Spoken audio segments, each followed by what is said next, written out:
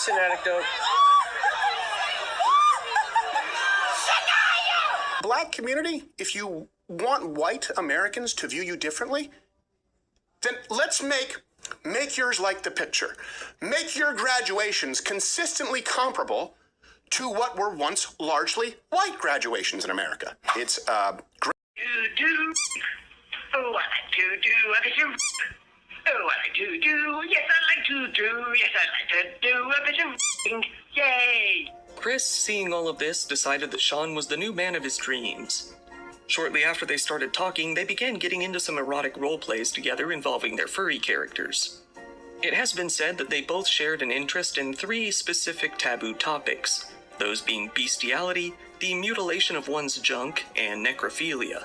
During their play, Chris took the more dominant role while Sean became his perfect pet, in his words. It wasn't too long before their conversations began to go in a different direction. Chris was very open that his parents were overprotective and that he couldn't stand it. He said that they treated him like a child despite being 24 years old. He told Sean that they were a disgrace, adding, "The only time I get to myself is when they are asleep, so eternal rest is the best solution." This comment gradually turned into something real for the two of them. It didn't take all that long before Chris floated the idea of Sean actually coming out to kill his parents. He offered them certain favors in exchange for doing so. They got to work on planning exactly how the attack would go down, sending each other numerous messages describing their intentions. Some of the messages they sent, where they used their furry names, have leaked. In one, Chris wrote to Sean, saying, "So, you are willing to kill, just I cannot do my parents." Sean responded plainly, "Yes, I am." Chris later added 2 of his siblings to the kill list, telling him, "You only have to take out my parents and possibly 2 other family members." It was during these messages that they decided on a final form of payment. Given that Chris didn't have any money himself, he decided to adapt his love for mutilation into a form of payment. He offered to let Sean completely bite off his male member as payment. Sean happily agreed to this offer and became more motivated than ever to press forward. In a later message, Sean asked Chris if he would be able to help in the attack. He asked him, "Can you hold your parents' legs down?" To which Chris responded, "I can try. I'm not that strong. What are you planning?" Sean replied, simply, "Strangulation." Chris didn't resist at all. He just wanted to make sure the job was done. He told him, "Just make sure you kill them or I'll have hell to pay." With that, they got to work finalizing the plan. Chris told Sean that he would need to bring warm clothes, as he would likely have to wait outside for a while. In case of animal abuse in Meriden, 28-year-old Damon Messite was arrested today. He is charged with aiding and abetting the sexual assault of an animal and unlawful dissemination of an intimate image. Police last month started investigating the sexual abuse of a dog. 45-year-old Christina Kennedy, shown here, was arrested in that case. Well, this next story might be hard to hear. A Gallatin man is facing felony charges after he's accused of sex crimes involving children and dogs. According to his arrest warrants, the Sumner County Sheriff's Office got a tip about Aaron Gregory Fairchild last month. Investigators found over a dozen different files tied to Fairchild's Snapchat account depicting sexual activity with animals and apparent child sexual abuse material. Well, detectives searched his home last week. They say Fairchild acknowledged owning 2 dogs and described the inappropriate behavior seen in the videos and pictures. Investigators seized the dogs from his home.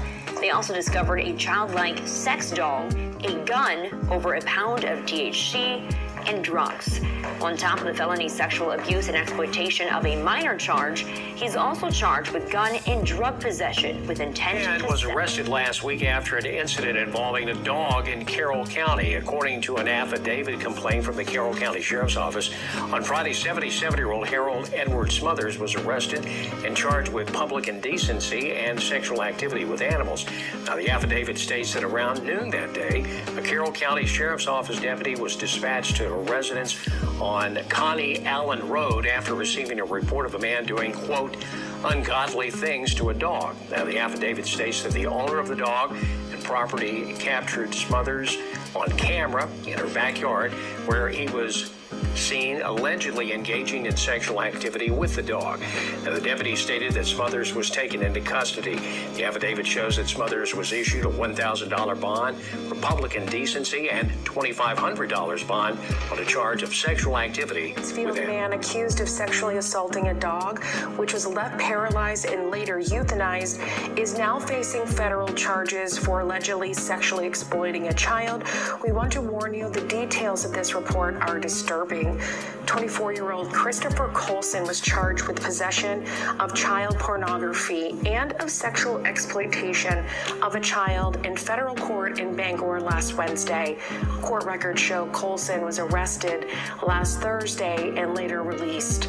In April 2024, a then 6-year-old girl made a sexual abuse allegation at school alleging Colson had touched her inappropriately. Police interviewed Colson, who denied the allegations, and the case was closed.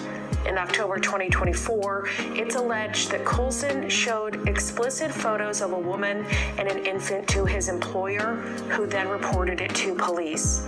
In October of this year, the FBI found Colson had images of the 6-year-old as a toddler and 3 Google accounts. Court records show Colson lived with the girl and her mother for several years. The mother confirmed to authorities that the pictures in Colson's possession were of the girl.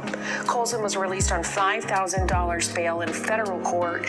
As part of his bail conditions, he is not allowed to have contact with the victim or anyone under the age of 18.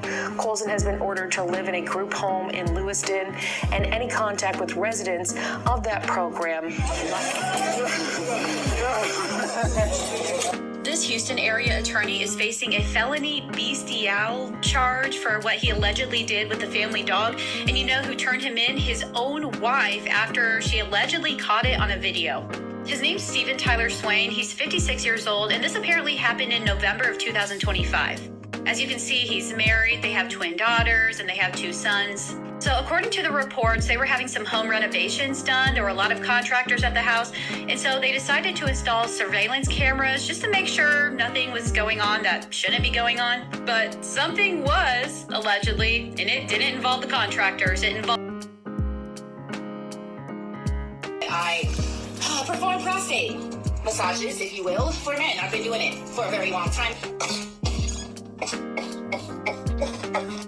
Out here, on the street, But I never tell you names because discretion is key, confidential. Music, so I gotta let it play. What to know about? I think I'm an Edgar Gore too. Lily Venus, hi. Hell. Okay, she seems a little, And it is about. Let's expose it, bro. So yes, pretty bitch with a big dick. I have not Dalton since like 2015.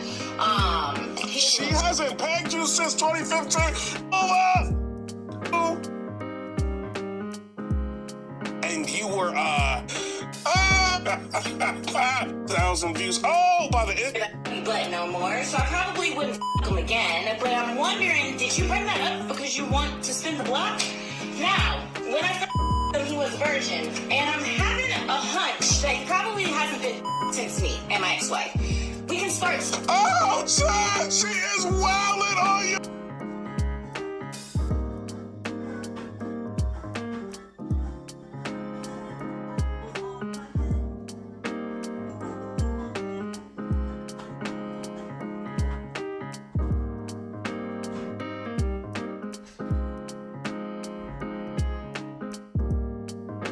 Most of these videos you will see are pale, mostly males, and I'm talking about overwhelming majority, and I'm talking about the worst crimes.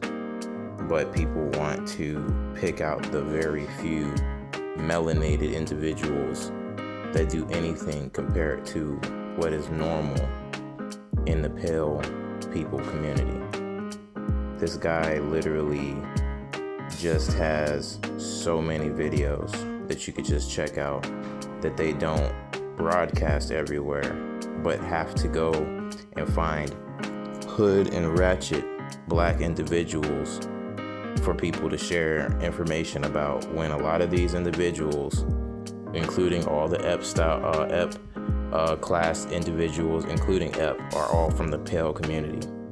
But they will continue to sit there and grab the ratchets and the very few black individuals to talk about. You guys are talking about dancing at a graduation, which we've already had talked about the issues with a lot of the modern females raising children by themselves, which is not just a black people issue, but yet and still people like to try to put the entire community on call because of a few individuals that they find, and then try to go and drag through the mud and put it all on us. So how about this? We put everything of a community, including all the G sides and all of the evil that's done, and we judge each other based upon that. And I'd be perfectly fine with that, and I'd stand by my community any day in comparison to your community.